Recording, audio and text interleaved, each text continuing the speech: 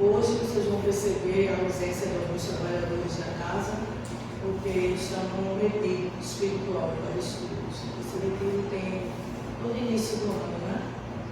Eles ficam em retiro, em oração, vigilância, somente realmente em oração e estudos. Então, hoje, uma boa parte está presente, não está presente. Também não tivemos o livro de André Luiz, que é feito por Eliane e irmão Alcides, que se encontram no estudo também. O nosso passe vai ser coletivo. Quem tiver sua água querendo fluidificar, é só colocar aqui, a espiritualidade maior está presente na casa. E vamos iniciar os trabalhos na tarde de hoje. Vou dar os avisos um pouco antes, porque após a palestra, o nosso irmão vai fazer a prece final, onde já vai estar sendo efetuado o passe coletivo da espiritualidade. A nossa casa trabalha nos sábados, com o Evangelho aberto, a reunião pública aberta para o público, né? Onde temos o livro do estudo de André Luiz, às 4h10, 5h30 iniciamos o nosso Evangelho, seguido após, paralelamente, temos a consulta com a irmã Claudeci. Em seguida, do Evangelho, nós temos o passe e temos também a corrente de cura, nos dias de hoje. Na segunda-feira, nós temos o Evangelho, aberto ao público também, e onde temos sempre irmã Claudeci de frente do Evangelho, onde temos também, geralmente, na maioria das vezes, temos mensagem de Padre Germano, mentor da Casa Espiritual. Então, nós temos um Evangelho muito bom na segunda-feira. Após o Evangelho, na segunda-feira, nós temos o estudo do Livro dos Espíritos e, paralelamente, nós temos a desobsessão, feita na antesábado. Vamos agora para o exórdio da tarde de hoje. Os irmãos nos orientam que o exórdio seja feito sempre sobre obsessão. É necessário que nós, seres invigilantes como somos, estejamos sempre escutando sobre o que seja obsessão. Bem, eu inicio sempre com a questão 459 do Livro dos Espíritos, onde Kardec pergunta aos Espíritos: influi os Espíritos em nossos pensamentos e em nossos atos? A resposta que eles dão é: muito mais do que imaginar. Influi a tal ponto que de ordinário são eles que vos dirigem. Essa resposta que os Espíritos dão a Allan Kardec demonstra que na maioria das vezes estamos todos nós encarnados agindo sob a influência de entidades espirituais que se afinam com o nosso modo de pensar e de ser, ou em cujas faixas vibratórias respiramos. Então, nós estamos sempre ali, escutando, tanto de encarnados como desencarnados, influenciações. Essas influenciações podem ser benéficas ou que possam nos prejudicar. Quem aqui já não tentou influenciar o marido, a esposa, ou um filho, ou um sobrinho, ou um vizinho, ou um colega de trabalho nas suas ideias, não é isso? Quando a gente dá aquela influenciação respeitando a ideia do próximo, tudo bem, mas quando a gente quer firmar, quando a gente quer que aquela ideia nossa seja maior do que aquela pessoa que a gente está tentando influenciar, então isso aí já não é benéfico. E como nós não somos ainda bons, então, ao desencarnar, nós continuamos da mesma forma que nós somos. E ao desencarnar, a gente às vezes também tenta influenciar quem se encontra aqui na Terra ainda, influenciando essas pessoas. Então, nós temos influências de espíritos bons, espiritualidades benéficas, como o nosso anjo guardião, como irmãos amigos que trabalharam junto à nossa encarnação, nos influenciando para fazer algo bom, para deixar de fazer algo ruim. Quando nós estamos vigilantes, escutamos esses conselhos. Quando nós estamos vigilantes, nós vamos escutar conselhos daqueles que desencarnaram, mas que não querem o nosso bem. Estão ali só para querer ver a gente fazer algo de errado. Assim, vamos encontrar desde a atuação benéfica de amigos espirituais que buscam encaminhar-nos para o bem, até os familiares que, vencendo o túmulo, desejam prosseguir gerindo os membros do seu clã familiar, seja com bons ou maus intentos, como aqueles que prejudicamos com atos de maior ou menor gravidade, nesta ou em anteriores reencarnações. Nós convivemos com pessoa e às vezes nós magoamos essa pessoa ou somos magoados por elas. E quando nós não perdoamos e desencarnamos, aquele que desencarnou às vezes vai com aquele rancor, vai com aquela raiva, vai com aquela falta de perdão. E quando nos acham aqui desse lado, fica bem mais fácil para eles saber o que nós estamos pensando, porque nós somos obsidiados através do pensamento. E é bem fácil para eles saber o que a gente está pensando. A gente pensa que o que a gente está pensando, ninguém está vendo. Quem está do nosso lado encarnado conosco, lógico que não está escutando. Mas quem está desencarnado, próximo a gente, está muito bem sabendo o que nós estamos pensando. E o que ele mais tem é tempo para estar nos observando e sabendo o que é que a gente está pensando. Se nós vivemos em oração, em prece, lógico que não vai interferir com a gente. Mas se ele percebe alguma falha, algum erro nosso, é ali que ele vai minar. E é aí que entra a obsessão que nós chamamos de simples. E que de simples não tem nada. A influenciação se dá por mentes que compartilham um modo de pensar. Essa permuta é contínua e cabe a cada indivíduo escolher optar por ordem mental com quem irá se sintonizar. Então, se a obsessão é feita pelo pensamento, cabe a nós sabermos vigiar os nossos pensamentos, porque é justamente no pensamento que há a influenciação. E se nós não pensamos no bem, vamos estar influenciados naquilo que é de ruim. Há uma simples vibração do nosso ser, há um pensamentozinho sequer emitido, por mais secreto que nos pareça, evidenciamos de imediato a faixa vibratória em que nós nos situamos, que terá pronta repercussão naquele que está na mesma frequência vibracional. É como uma sintonia de rádio. Se você quer estar no AM ou no FM, você não pode estar no AM e querer escutar músicas que só tocam mais na FM. Então, assim funciona o nosso pensamento. Se nós estamos sintonizados com pensamentos bons ou ruins. Existem obsessões simples, fascinação e subjugação. A simples é aquela que chega sorrateiramente, chega devagar, que a gente nem percebe. Uma influenciaçãozinha aqui, né? Para quem gosta de beber, uma influenciaçãozinha para beber. Para quem gosta de fumar, uma vontadezinha aqui de fumar que surge do nada. Para quem gosta de fofocar, aquela influenciaçãozinha de falar da vida alheia, de estar presente em grupos que só vivem falando da vida alheia. E essas influenciações vão minando justamente naquilo que nós estamos pensando. No livro Dramas da Obsessão, psicografado por Ivone Pereira, o espírito do Dr. Bezerra de Menezes acrescenta características sobre uma obsessão simples. Ele diz: trata-se de obsessões geralmente ignoradas de todos, até mesmo pelo próprio obsidiado.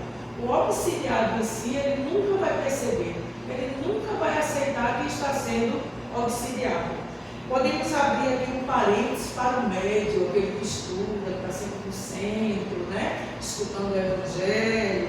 Se for um médium esclarecido e experiente, e apesar disso não perceber e não der ouvido aos avisos que a casa sempre dá, porque a casa sempre está dando aviso, aos trabalhadores, não é só aos visitantes, primeiramente também aos trabalhadores.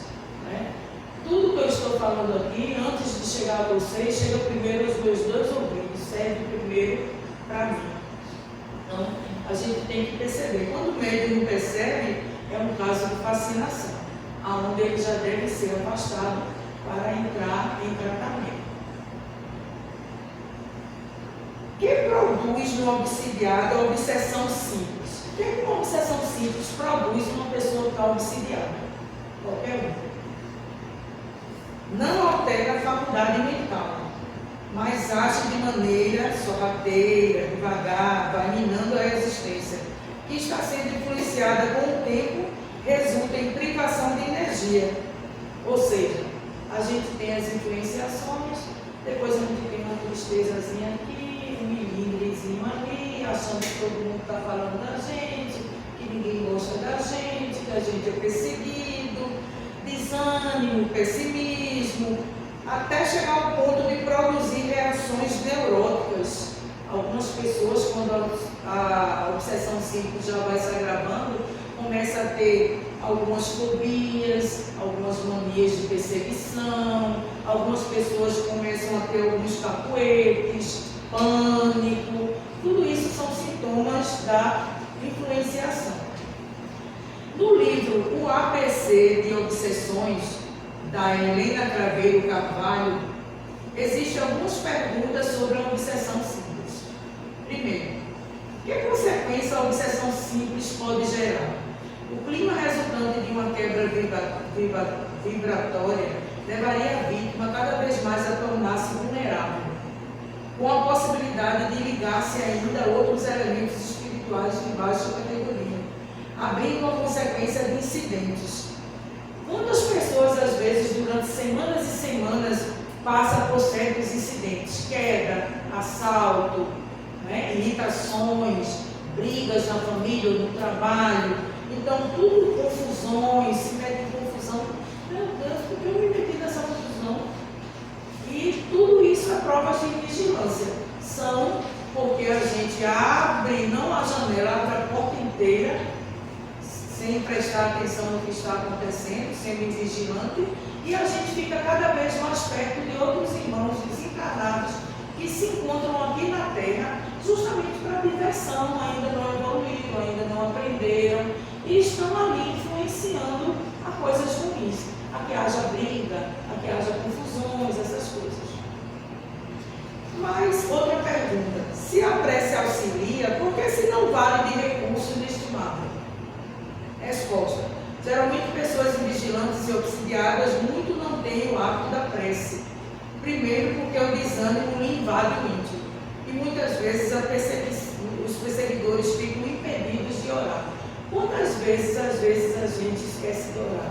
Ou então, quando a gente vai orar, no meio do Pai Nosso, a gente adormece, a gente esquece, a gente não percebe o que está, aí volta novamente, não é isso? Então, isso são influenciações. Todos nós estamos sujeitos a uma obsessão simples, até mesmo os virtuosos são também perseguidos. Por quê? Porque existem irmãos menos evoluídos que têm inveja daqueles que estão procurando o centro, daqueles que estão querendo se vigiar, daqueles que estão orando, e eles ficam com inveja. Porque quem é ruim não quer ser ruim sozinho, né? Não quer ver o outro levantado. Mas se a gente persistir na oração e na vigilância, esses irmãos vão aprender conosco e também vão evoluir. Porque não existe ninguém mal de todo. No fundo, alguém ama sempre alguém. E alguém tem um bem também por outras pessoas. Ele pode ter raiva de A, B ou C, mas ele ama uma filha, ele ama uma mãe, ele ama um irmão. E todos nós somos criaturas de Deus. Né? Todos nós viemos do bem. Então todos nós temos que seguir, no fim, uma linha que chega também ao bom caminho. Por que ocorrem tantas obsessões na Terra? O codificador explica. O planeta é local de homens ainda maus, como ao desencarnar continuamos sendo o que éramos antes e, portanto, continuamos com as maldades e obsessões decorrentes. Por isso, é necessário que a gente se cure aqui no caminho. jejuando, em oração, a gente procure não se preocupar com o pensamento do outro, e sim com o nosso pensamento, com as nossas ações. O que é que realmente nós estamos fazendo das nossas vidas. Como se consegue mudar esse quadro?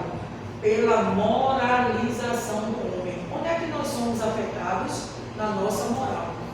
Então, o que é que nós precisamos modificar? A nossa moral. Todos nós procuramos a casa espírita, a maioria das vezes vem em busca de socorro, vem pela dor. Não é? Que bom seria se todos viessem aqui só para escutar a palavra. Mas tem muitos que chegam aqui pela dor, né? E vêm procurar uma cura. E que bom, né? Porque essa dor faz com que a gente venha procurar essa cura. Mas a cura só se encontra nas nossas próprias mãos. Está nas nossas mãos, em nos mantermos vigilantes. A gente não deve procurar o centro espírita só pelas energias magnéticas, não. A gente tem que vir ao centro espírita para poder escutar a palavra do Evangelho, a palavra do palestrante.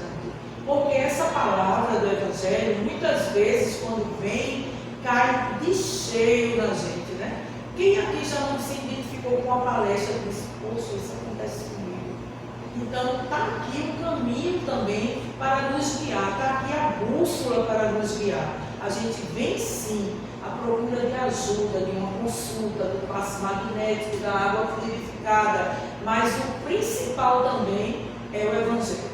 Porque através do Evangelho a gente escuta, a gente aprende, né? A gente sai para essa porta muitas vezes, no meio do caminho já está errando, né?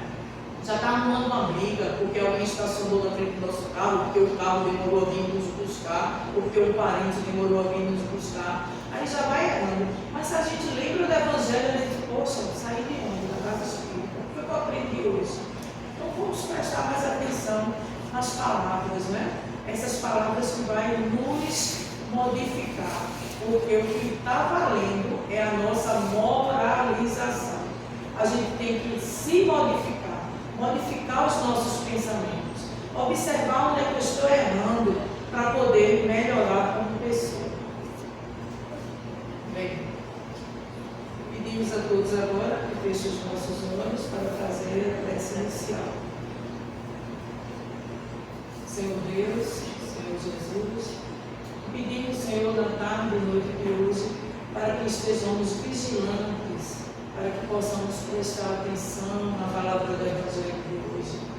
Que essas palavras possam nos instruir, possam nos preencher aquele vazio que muitas vezes se encontra dentro de nós. Que nós possamos estarmos iluminados, estarmos presentes aqui nesta tarde de hoje, vivenciando as palavras do Evangelho que o Senhor Deus está nos enviando na tarde de hoje. Pedimos, Senhor, ilumine a todos nós, a iniciar pelo nosso irmão que está na palestra de hoje, inspirando a ele nas palavras necessárias para todos os encarnados e desencarnados que se encontram aqui presentes. Pai nosso que estás no céu, santificado seja o vosso nome, venha a nós o vosso reino, seja feita a vossa vontade, assim na terra como nos céus. O pão nosso de cada dia nos dá hoje, perdoa as nossas dívidas, assim como nós perdoamos aos nossos devedores. Não nos deixeis cair em tentação, mas livrai-nos de todo o mal, porque teu é o reino, o poder e a glória para sempre. Que assim seja, que assim seja, que assim seja. A leitura do Evangelho de hoje vai ser o capítulo 17, sede perfeitos. Caracteres da perfeição. Amai os vossos inimigos, fazei o bem aos que vos odeiam, e orai pelo que os perseguem e caluniam. Porque, se somente amardes o que vos amam, que recompensa tereis disso? Não fazem assim também os publicanos? Se unicamente saudardes os vossos irmãos, que fazeis com isso mais do que outros? Não fazem o mesmo os pagãos? Sede, pois, vós outros perfeitos, como perfeito é o vosso Pai Celestial. Mateus, capítulo 5, versículo 44, 46 a 48.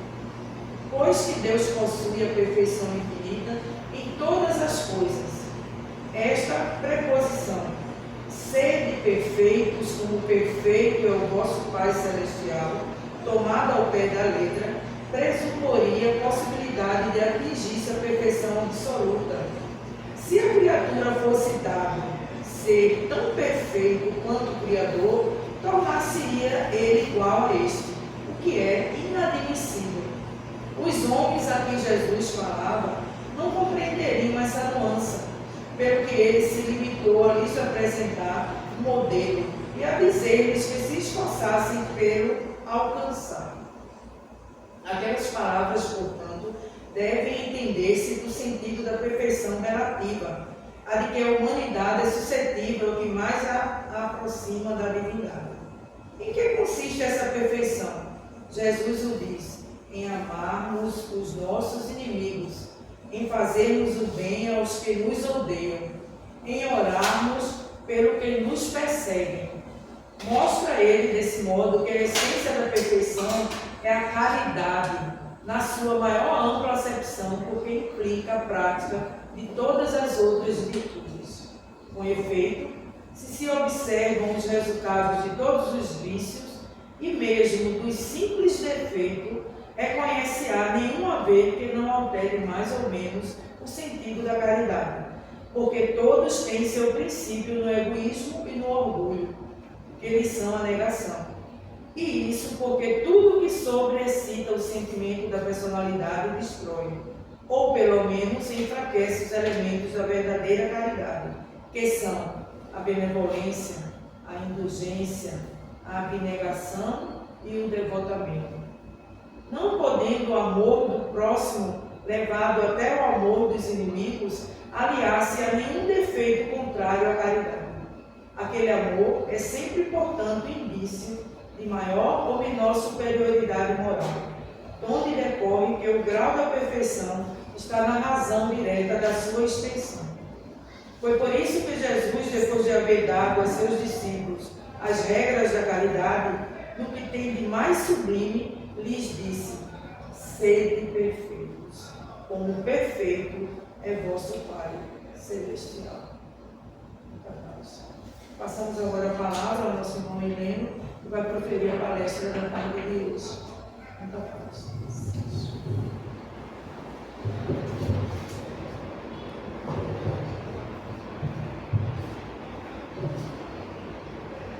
E a doce paz do divino Neio Rabi da Galileia possa envolver nossos corações, iluminar nossas mentes, para aquilo a que viemos buscar, que os sentimentos estejam em sintonia com o bem, que a espiritualidade amiga, que os nossos benfeitores, que nossos anjos de guarda nos influenciem para que estejamos abaixo desta sintonia, abaixo das mãos do Criador, e que possamos questionar dia após dia: o que é que eu estou fazendo neste plano terra?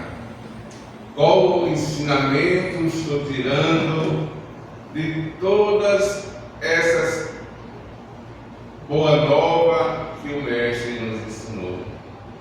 Que proveito eu estou tirando para a minha encarnação? Sobre quem sou eu? Da onde eu vim? O que é que eu estou fazendo aqui? E para onde eu vou quando deixar esse corpo físico? Recebam a paz e a harmonia, e que a sintonia e a paz do Mestre Nazareno Jesus envolva bem no fundo da nossa alma, calando a nossa intimidade, para entendermos o propósito da nossa atual encarnação. E hoje resolvemos falar sobre o capítulo 17, no qual a nossa irmã já deu o seu início nos caracteres da perfeição. Que onde quer que estejamos, que possamos ser o Cristo Jesus. Onde quer que eu possa adentrar o ambiente, possamos primeiro ser o servo de Jesus. E quando Padre Zezinho ele nos traz uma canção que se refere muito a ser perfeito, quando ele disse que um certo dia uma criança me parou, que ele olhou nos meus olhos e perguntou: o que é que eu faço ou como atingir esta perfeição?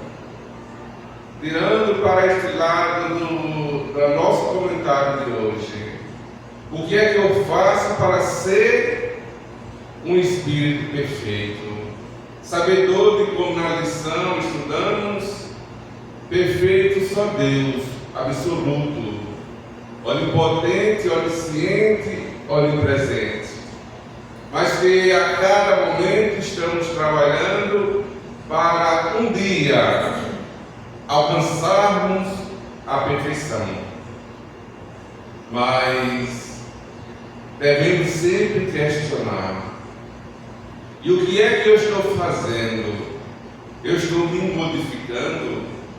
A nossa irmã justamente nesse intercâmbio de ideias, de pensamento, que são conduzidos pela espiritualidade amiga, ela introduziu a reforma íntima sobre o ponto de vista do amor do Cristo por cada um de nós. E relembrando, quando o Messias Jesus estava conosco na cidade de Cafarnaum, e quando já se fazia a linda homenagem pelo panorama do amanhecer, os pescadores simples já haviam preparado as suas redes, já eram as primeiras horas do dia, em que os corações se preparavam para mais um dia de aprendizado. No dia anterior, Jesus havia curado a sogra de Pedro, e neste dia que prosseguia, o mestre Nazareno estava diante da casa de Pedro, próximo ao lado de Genezaré, e muitos vinham para ser curados. Cegos entravam e saíam vendo, os conchos eram levados e saíam andando, os leprosos chegavam doentes e se saíam curados. Mas, no entanto, tinha um jovem Natanael, que ele era paralítico, e diante daquela situação ele fica sabendo de que Jesus havia curado a sogra de Pedro, e ele também queria ser curado.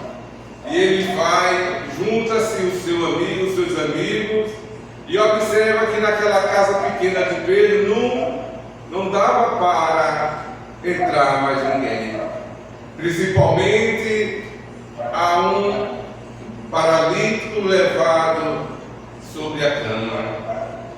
E eles observam que sobre a casa de Pedro, na sala, tinha como abrir uma brecha, fazer com que a cama descesse no meio da multidão, para que Jesus pudesse o curar também. E assim o faz. E quando Natanael chega bem no meio do povo. E quando Jesus pergunta a Natanael, Bajo Elias, Natanael, filho de Elias, o que queres que eu faça? E ele emudece, não responde. Mas diante aos fariseus que estavam naquela assembleia, para o julgar, para o condenar, pois era um dia de sábado, e como eles mantinham esta tradição, como eles imaginavam de que Deus construiu o mundo em 6 dias, e no 7º dia ele havia descansado. E diante daquela proposta, Jesus disse aos fariseus, aos doutores da lei: o que é mais lógico para vocês? Eu dizer que estás curado, ou dizer que os teus pecados estão curados? Aí aconteceu o murmúrio dos fariseus. Quem é esse para se atrever a falar em perdoar pecados? Pois só quem pode perdoar os pecados é Deus e mais ninguém. E Jesus, ouvindo tudo que eles mencionavam, ele chama Natanael. Natanael, Bajo Elias, levanta e pega a tua cama e anda. E já é o final da tarde, e Pedro observa que Jesus se encontrava suado, já estava cansado, e convida a multidão para se retirar, pois o mestre precisava descansar. E quando a multidão sai, Jesus, junto com Pedro, na saída que dá de frente para o mar da Galileia, ele vai com Jesus e diante uma pedra, olhando para o mar, para o firmamento, para as estrelas dos céus, apontando a beleza da criação de Deus.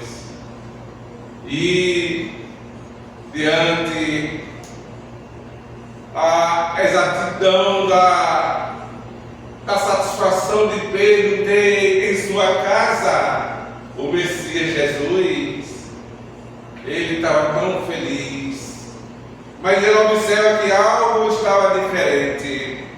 Jesus estava chorando, e Pedro se aproxima de Jesus, não entendendo a profundidade, porque o mestre ele via além do corpo físico, além do olhar, além de apenas aquele momento das dores físicas, das feridas, do cansaço. Ele observava o ser espiritual. E quando ele disse a Pedro: Pedro, tu acreditas que eu vim colocar emendas, panos novos em farrapos? Olha onde é que está a este irmão que foi curado. Natanael está agora na taberna, junto com seus amigos, em vez de estar dando graça pelo acontecido.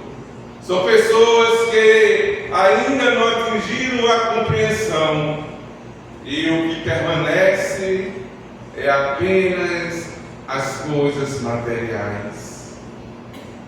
Quando Moselita falou sobre cura, sobre a vigilância, quando vem falando na forma de a gente curar nós mesmos, para chegarmos a esta perfeição, foi quando o sentimento ele nos envolve, para mostrar que o Mestre Jesus, ele não veio apenas curar as mazelas do corpo físico, não veio tirar-nos as imperfeições exteriores, mas quando Ele nos chama a atenção, é para observarmos quem sou eu, qual o entendimento que estamos tendo do Evangelho. E para alcançarmos a esta perfeição, é necessário fazermos a nossa reforma íntima. É necessário reconhecer ainda quem sou eu e qual a minha missão aqui nesse plano Terra. Chico Xavier tem uma frase que vem despertar a nossa consciência, principalmente quando ele passava, pois ele sofreu muito no âmbito material, mas ele nunca abandonou a ideia de fazer o bem.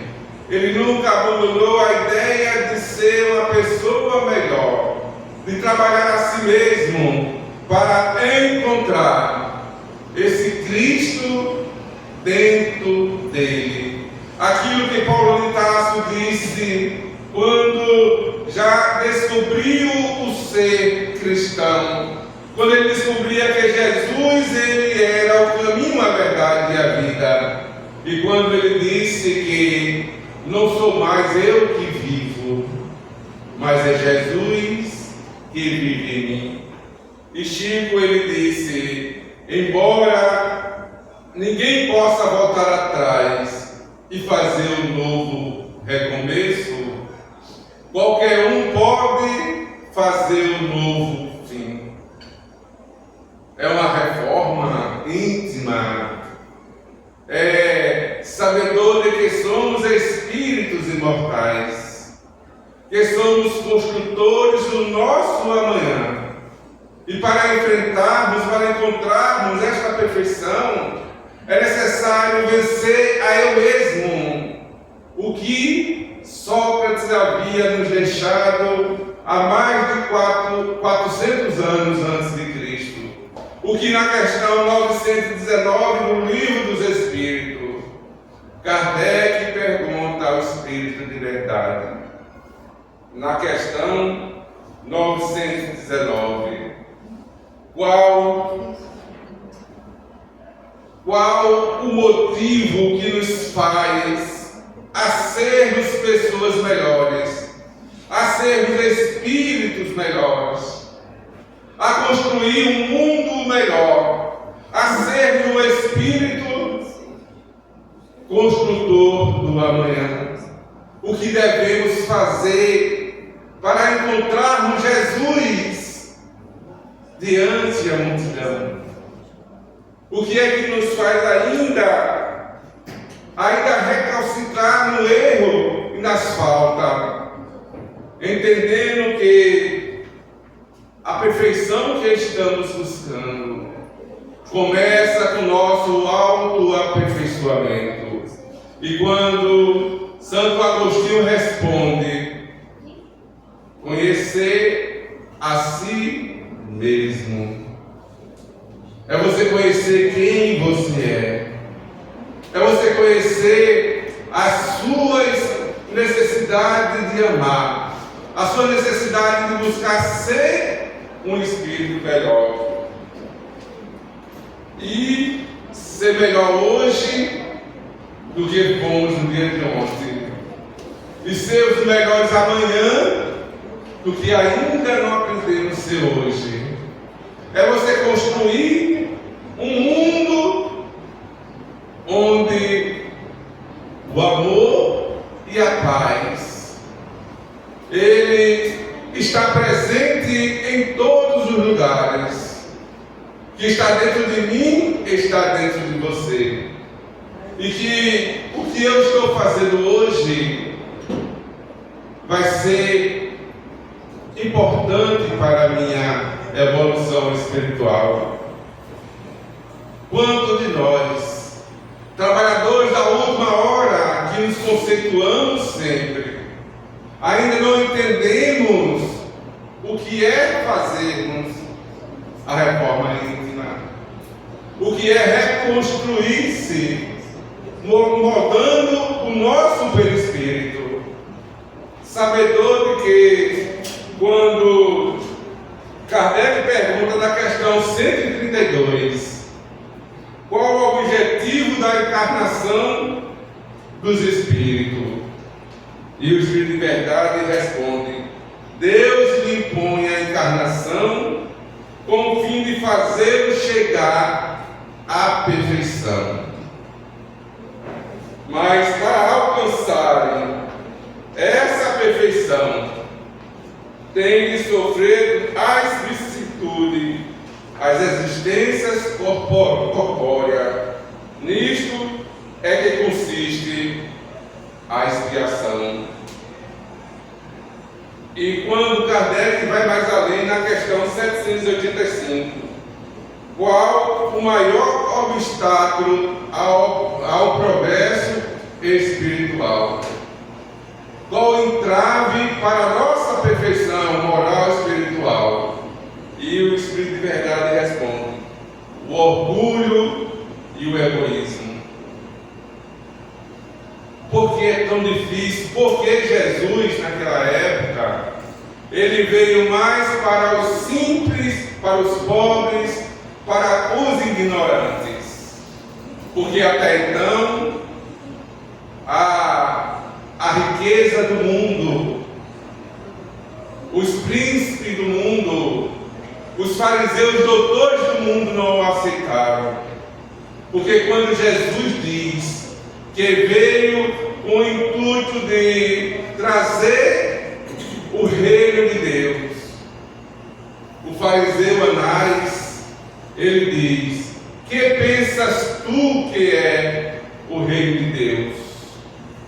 Por acaso já observasse algum mendigo ou alguma lama ele prosperar?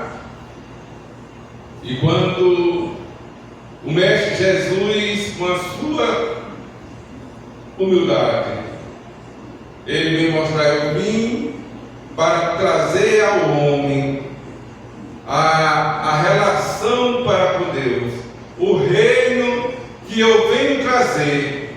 Ainda o mundo não está preparado, pois ainda buscamos os tesouros materiais, ainda buscamos as coisas materiais e esquecemos que o primeiro passo deve ser fazermos a nossa reforma íntima. Porque os grandes missionários que passaram no plano terra nos ensinaram. Jerônimo Mendonça, para muitos que o não conhecem, ele fazia palestra deitado numa cama, levando a mensagem de Jesus e dando a todos a condição de entender quem realmente eu sou. E uma certa feita levaram Jerônimo Mendonça até Chico Xavier, pois ele naquele momento ele estava incomodado, pois o chamavam de coitadinho em cima de uma cama. Ele já estava pensando que era um coitadinho. E quando ele chega a falar com Chico, aí Chico diz a ele: o que foi, meu irmão? É porque eu estou perto de desencarnar, eu sou um coitadinho. Aí Chico disse a ele: se assim você se tornar um coitadinho, jamais você vai visualizar a luz de Jesus, a sua expiação e a sua prova. Jamais vai entender o seu compromisso que você tem diante as várias encarnações, de que tudo que passamos neste plano, tudo que passamos em nossas vidas, é justamente um espelho das nossas atuais encarnações. Então, se queremos ser amanhã melhor do que hoje, precisamos mudar nossos pensamentos, Precisamos entender, compreender que o esforço contínuo de trabalhar a si mesmo é o que vai nos levar a termos consciência de quem realmente somos. E no capítulo, adentrando já no capítulo 17, Ser Perfeito, vamos observar de que Kardec, ele traz para todos nós os caracteres da perfeição, que, como a nossa irmã já leu a primeira parte, e vem nos traduzindo que o caracteres da perfeição é amarmos nossos inimigos como a nós mesmos. E não é fácil. Você amar o inimigo não é fácil. Tem um caso que foi verídico, que aconteceu, de uma mãe que ia visitar o algoz da sua filha, que havia matado a sua filha todos os domingos no presídio. E ela dizia de que, quando ia visitá-lo, diante do ato insano que você teve, você destruiu a vida da minha filha, mas jamais vou permitir você acabar com a minha vida.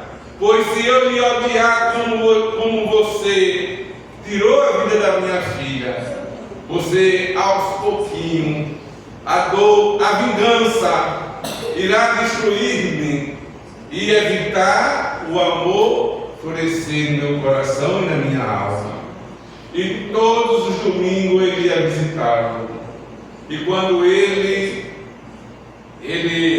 recebe a oportunidade de recomeçar de novo, ele foi justamente agradecer, porque naquele momento insano de invigilância, de orgulho e de vaidade, ele havia acabado de tirar a oportunidade da sua irmã. Mas diante da doutrina dos Espíritos, vem nos mostrar que nada é por acaso, tudo tem a permissão de Deus, que em cada momento que nos atravessamos o caminho do outro, se o outro ele foi instrumento para que acontecesse, mas nada é por acaso.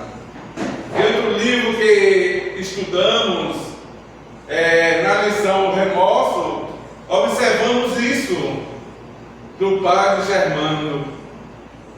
Quando você compreende que na lei de Deus não existe injustiça, que na lei de Deus existe sim aquilo que Jesus havia nos convidado na reflexão.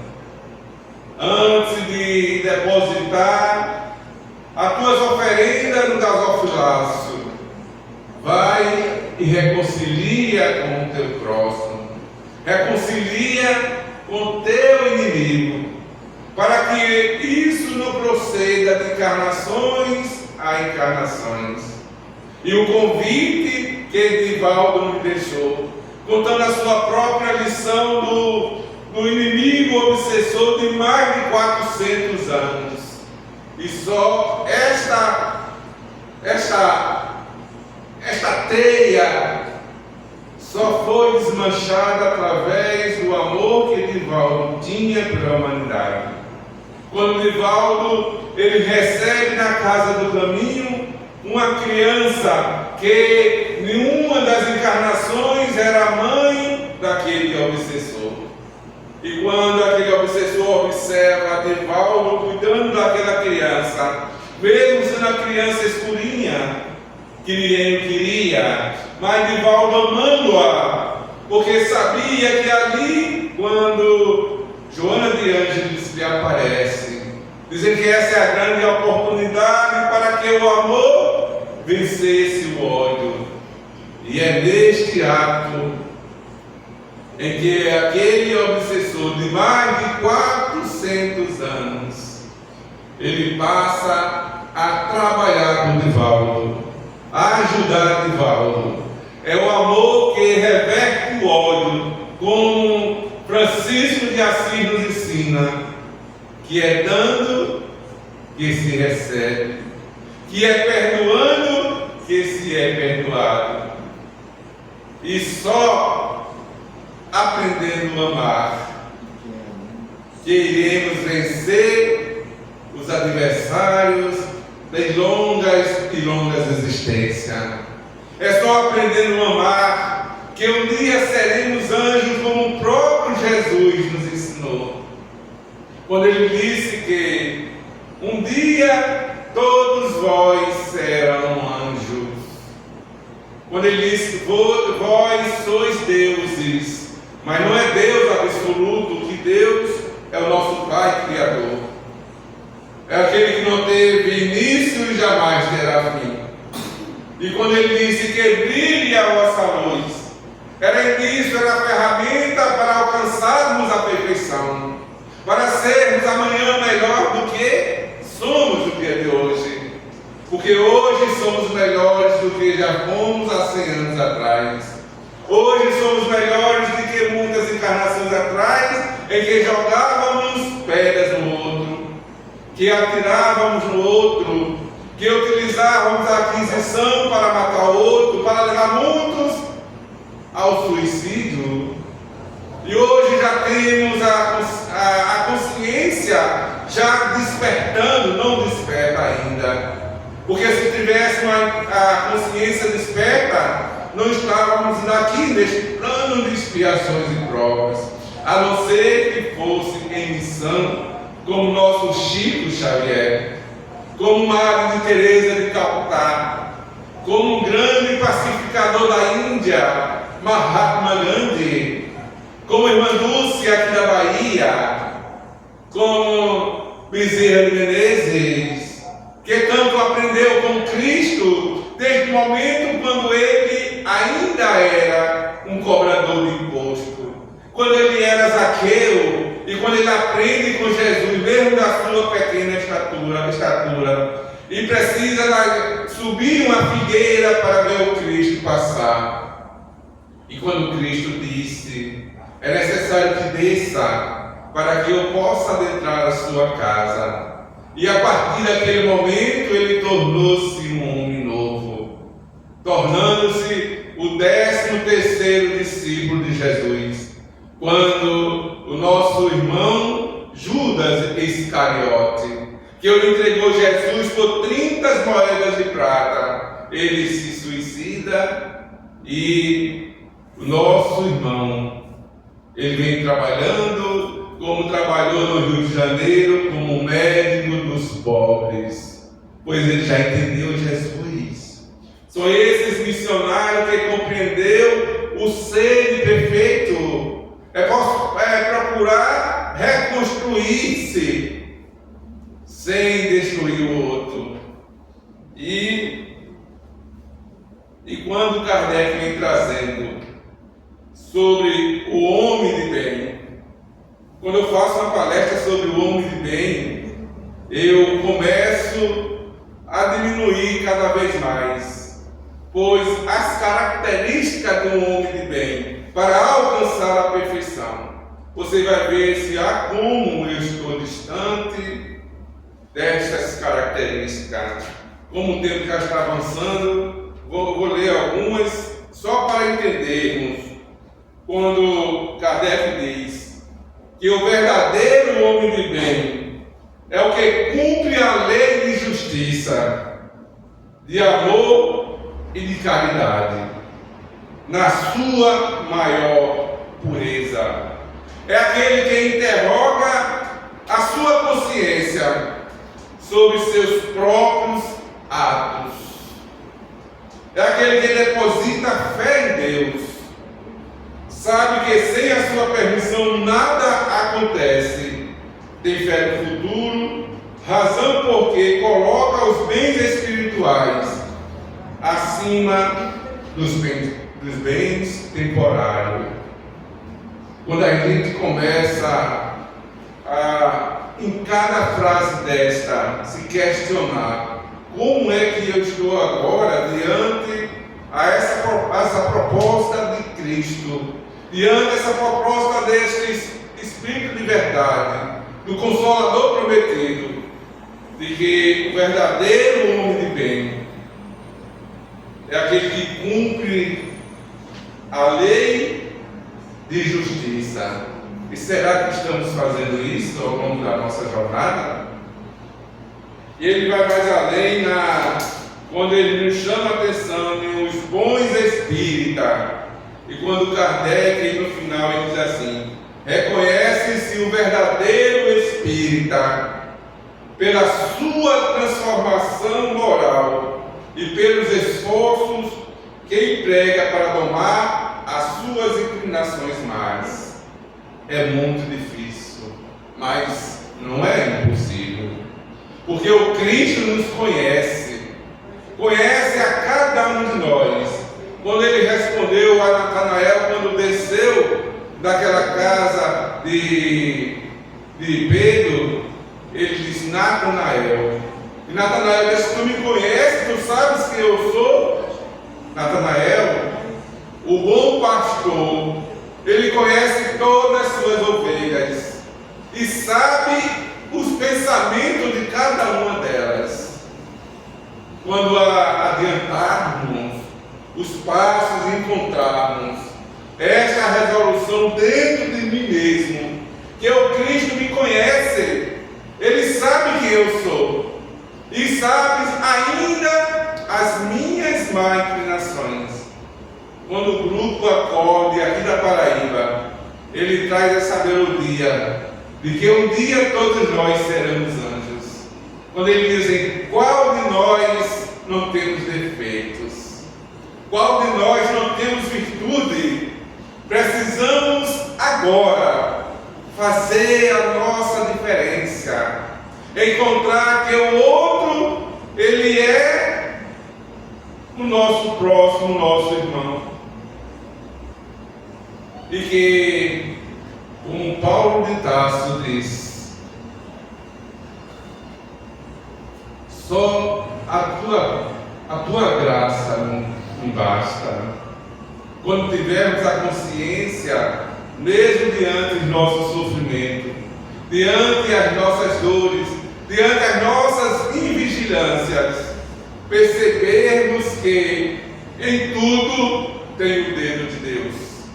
Como o próprio Jesus, ele disse que não cai uma folha sem a permissão de Deus, que até os cabelos das nossas cabeças estão contados. É por isso que eu estou intérprete aqui, porque ainda não entendemos qual é o nosso compromisso, como entender Jesus, como entender Deus.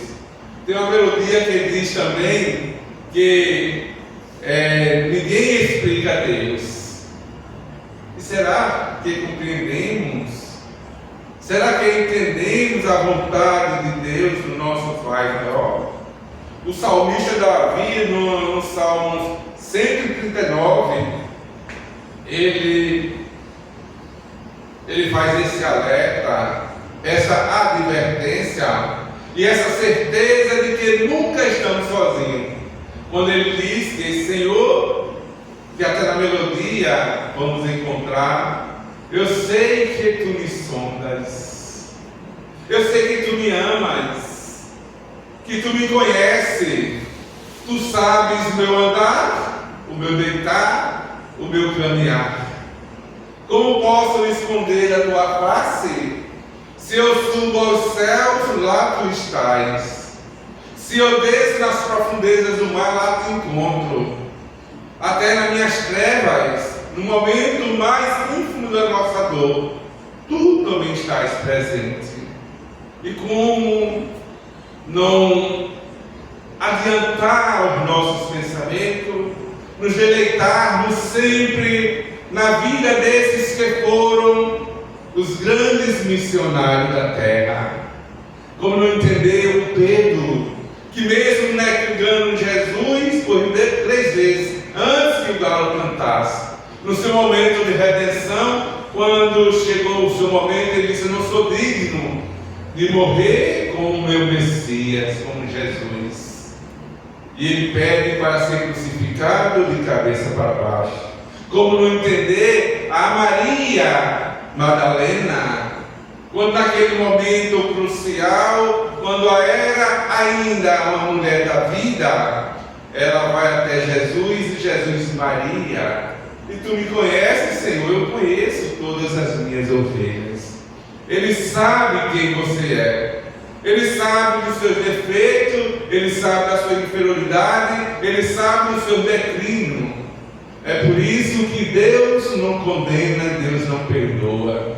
Porque Ele sabe que estamos encaminhada rumo à nossa perfeição. Porque Ele nos criou simples e ignorantes, mas para alcançarmos o voo da liberdade, pois um dia seremos Cristo. Um dia seremos um Cristo, porque Cristo são tantos outros irmãos espirituais que em diversas moradas que o Mestre Jesus nos fala, que há muitas moradas na casa do meu Pai, e há muitos Cristos em cada planeta, e que possamos um dia dizer: Senhor, Senhor, fazer como o doutor da lei Saulo de Tarso. Quando até então ele era um perseguidor do cristão, ele vivia em diversas situações adversas ao amor, pois ele perseguia, ele matava e ele blasfemava. Mas a partir do momento que na estrada de Damasco ele se depara com Jesus, quando Jesus o busca dizendo: Saulo, Saulo, Saulo, por que me persegues?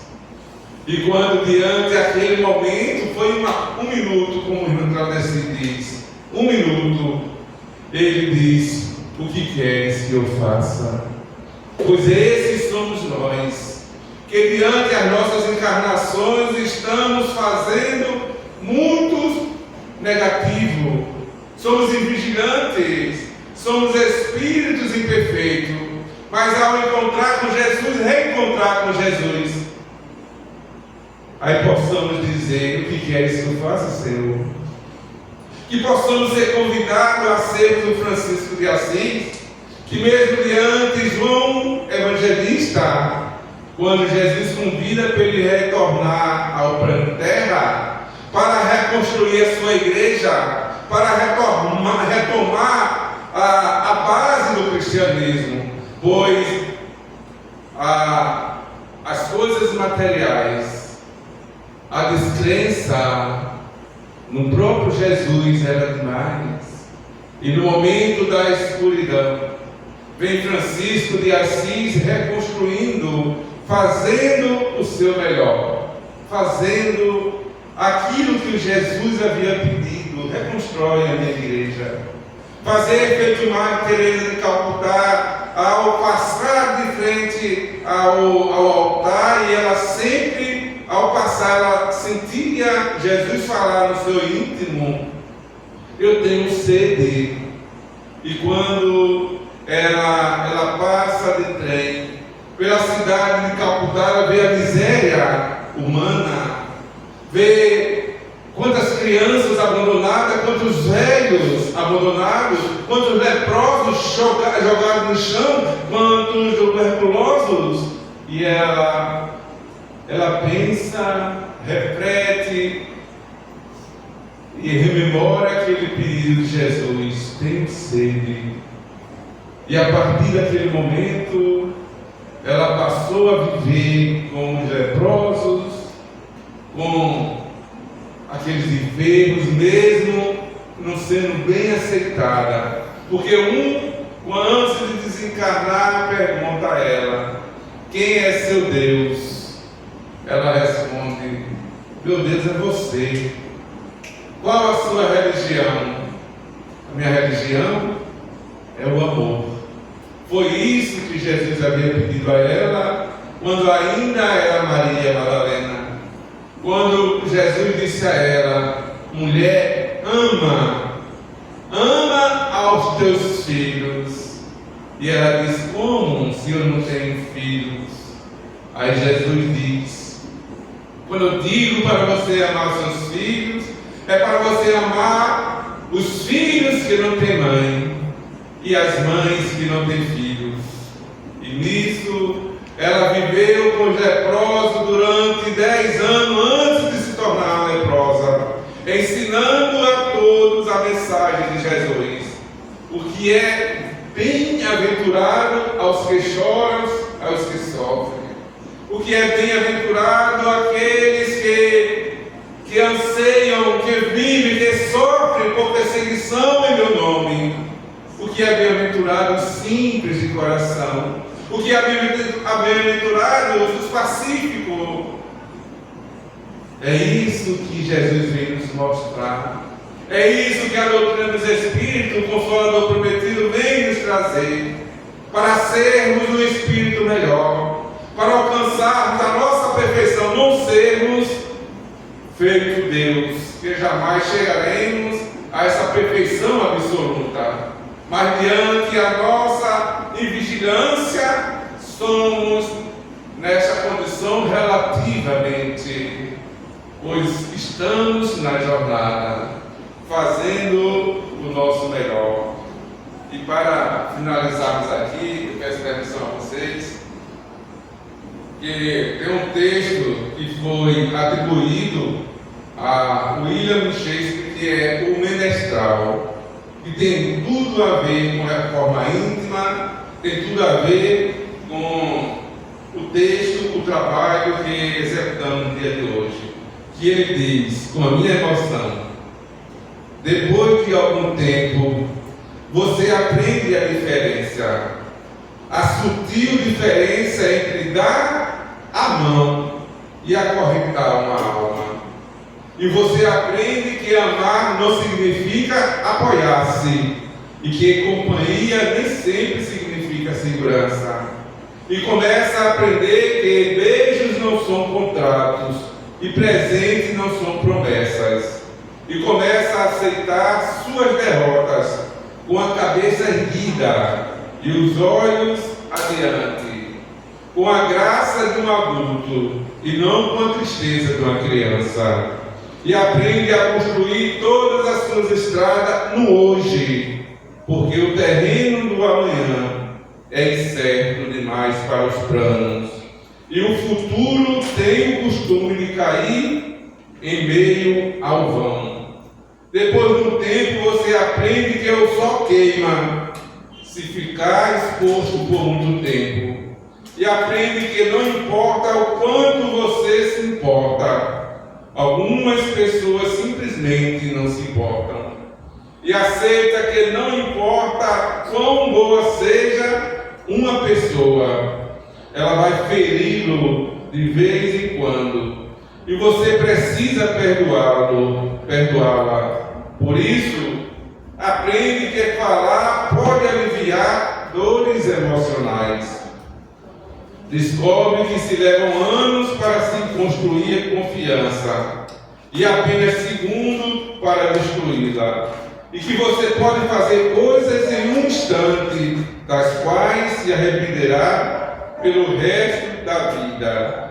Aprende que a verdadeira amizade continua a crescer, mesmo a longas distâncias. E que importa não é o que você tem na vida, mas quem você tem na vida. E que bons amigos são a família que nos permitiram escolher. Aprende que não temos que mudar de amigos se compreendemos que os amigos mudam. Percebe que seu melhor amigo e você podem fazer qualquer coisa ou nada e teres bons momentos juntos. Descobre que as pessoas com quem você mais se importa na vida são tomadas de você muito depressa. Por isso, sempre devemos deixar as pessoas que amamos com palavras amorosas. Pode ser a última vez que as vejamos. Aprende que as circunstâncias dos ambientes têm influências sobre nós, mas nós somos responsáveis por nós mesmos. Começa a aprender que não se deve comparar com os outros, mas com o melhor que você pode ser. Descobre que se leva muito tempo para se tornar a pessoa que quer ser e que o tempo é curto. Aprende que não importa onde já chegou, mas onde você está indo. Mas se você não sabe para onde está indo, qualquer lugar serve. Aprende que ou você controla seus atos, ou eles o controlarão. E que ser flexível não significa ser fraco ou não ter personalidade. Pois não importa quão delicada e frágil seja uma situação, sempre existe os dois lados. Aprende que heróis são pessoas que fizeram o que era necessário fazer, enfrentando as consequências. Aprende que paciência requer muita prática. Descobre que algumas vezes a pessoa que você espera que o chute quando você cai é uma das poucas que o ajudam a levantar-se. Aprende que maturidade tem mais a ver com os tipos de experiências que deve e o que você aprendeu com elas, do que quantos aniversários você celebrou. Aprende que há mais dos seus pais em você do que você supunha. Aprende que nunca se deve dizer a uma criança que sonhos são bobagens. Poucas coisas são tão humilhantes e seria uma tragédia se ela acreditasse nisso. Aprende que quando está com raiva, tem o direito de estar com raiva, mas isso não te dá o direito de ser cruel. Descobre que só porque alguém não ama do jeito que você quer que ame, não significa que esse alguém não ama com tudo o que pode, pois existem pessoas que nos amam, mas simplesmente não sabem como demonstrar ou viver isso. Aprende que nem sempre é suficiente ser perdoado por alguém. Algumas vezes você tem que aprender a perdoar-se a si mesmo. Aprende que com a mesma severidade com que julga, você será em algum momento condenado. Aprende que não importa em quantos pedaços seu coração foi partido, o mundo não para que você o conserte. Aprende que o tempo não é algo que possa voltar atrás. Portanto, plante seu jardim e decore sua alma, ao invés de esperar que alguém lhe traga flores.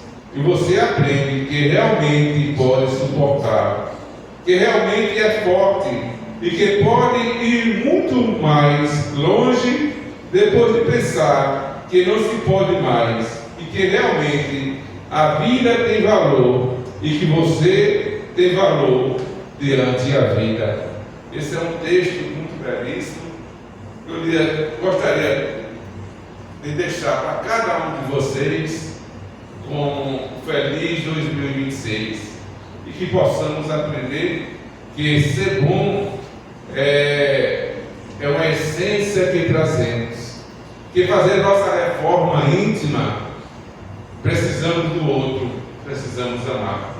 Então vamos agora fechar nossos olhos, agradecer a Deus por mais essa oportunidade e desculpa ter ultrapassado o horário, que o texto foi longo, mas eu estava realmente com a necessidade de trazer esse texto para dividir com vocês. Então que possamos, obrigado, e possamos fechar nossos olhos, entrarmos em sintonia com Deus, com a equipe espiritual desta casa, com os nossos mestres, e dizer a eles: Senhor, aqui nos encontramos, Senhor, ainda em reconstrução. Viemos te pedir, Senhor, a tua assistência diante ao meu erro, diante das minhas fragilidades, diante das minhas invigilâncias. Sabemos que não somos perfeitos, Senhor, que estamos nesta labuta do dia a dia, em várias reencarnações, aprendendo a ser melhor do que fomos no dia de ontem, Senhor. Dai-nos, Senhor, dai-nos o dever de cumprirmos a tua tarefa, a vigilância e a oração. Dá-me a oportunidade, Senhor, de abraçar nossos irmãos. Dá-me a oportunidade para pedirmos juntos nessa corrente pela paz do nosso planeta Terra, para que jamais cheguemos a uma terceira guerra mundial. Te pedimos, Senhor, para que possamos unir nossos pensamentos para os nossos jovens que estão suicidando, para todos que se encontram em cama, que se encontram internados, que se encontram em sala de cirurgias, aqueles que se encontram em cárcere. Dai-nos, Senhor, sabedor de que essas lições que estamos absorvendo ao longo desta nossa encarnação, diante ao momento de transição, que possamos um dia dizer, como o nosso amado Paulo de Tarso: o que queres que eu faça, Senhor? Que eu seja como um grão de areia, Senhor. Que eu seja como uma gota d'água, uma gotinha d'água do oceano. Que eu possa ser uma andorinha, Senhor, levando a tua mensagem para aqueles que ainda não te conhecem, não te reconhecem, para aqueles que vigilante estão tirando a sua existência, Senhor. Permite que os servos de Maria e a nossa amada Mãe Santíssima acolhem todos no seu colo, para que um dia eles possam alcançar a felicidade. Pois como o Mestre Jesus nos disse, que nenhuma das ovelhas que meu Pai me confiou se perderá. Estamos aqui, Senhor, nesta assembleia, para agradecer a esse momento, a este banho, a este passe coletivo, para agradecer, Senhor, a oportunidade de hoje estar diante de Ti para dizer: Senhor, eu estou na labuta do dia a dia. Dá-me força para que jamais venhamos a cair, Senhor. Que as pedras que nos jogam, que possam ser utilizadas como uma escada da evolução espiritual. E que possamos alcançar, Senhor, alcançar um dia, como disseste, que um dia todos serão anjos. Que a tua angelitude e a tua paz absorva nossos corações e a nossa caminhada, e que possamos retornar aos nossos lares, levando esta mesma paz, abraçando o outro e sendo como Maria Teresa de Calcutá nos ensinou, que o bem que eu faço hoje, amanhã será esquecido, mas que façamos mesmo assim, pois no final será entre eu e Deus, e nunca entre eu e meus irmãos. Muita paz, muita luz, que a bênção do Mestre Jesus, o meio do Rabi da Galileia, possa nos envolver hoje e por todo sempre. Muita paz.